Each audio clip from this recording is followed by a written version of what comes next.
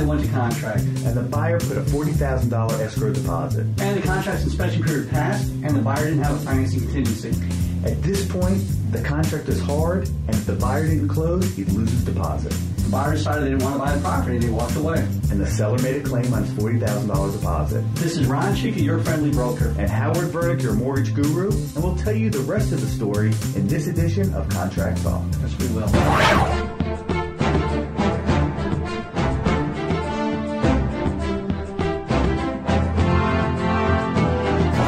We all know, or at least we should know, that an agent must deliver an escrow deposit to the escrow agent within 1 business day of receipt from either the buyer or tenant. And those funds must be actually deposited within 3 business days.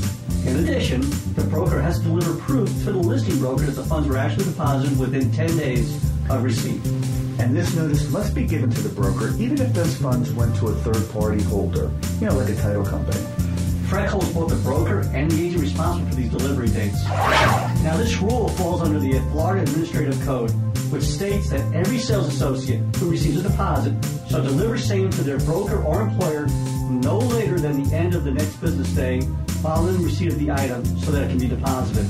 Then, according to FREC rules, the broker must immediately deposit the escrow money into an escrow account.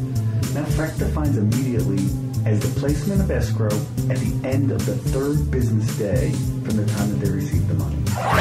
Okay, so now here's where the fun begins. Under FREC rules, the name, address, and telephone number of the escrow agent must be included in every single contract. Always. Pay attention here. Within 10 days after each deposit that's due under the contract, the licensee's broker has to make a written request to the escrow agent or attorney to provide written verification of receipt of deposit. Now, this is not going to be necessary if the title agent or an attorney who's doing the closing was picked by the seller or picked by the seller's agent. Okay, here we go. Within 10 business days of the date the buyer's broker made the written request of verification of deposit, the buyer's broker must provide proof to the seller's broker of either a copy of the written verification or, if no verification is received by the buyer's broker, written notification that the buyer's broker did not receive verification of the deposit. And if the seller is not represented by a broker, then the buyer's broker must notify the seller directly in the same manner. Listen, as licensees, if we're in violation of these rules, we can be subject to fines or even suspension of our license. Or in multiple offenses, we can even suffer revocation of our license. Now, I know we all take great efforts and will increase our efforts to ensure we keep the listing agents informed of these issues. I know we all want to protect our own licenses, and of course we want to protect the license of our friendly broker. So by now, you've probably figured out the rest of the story. The buyer never really made his escrow deposit. And the buyer's broker never confirmed whether or not the deposit was made.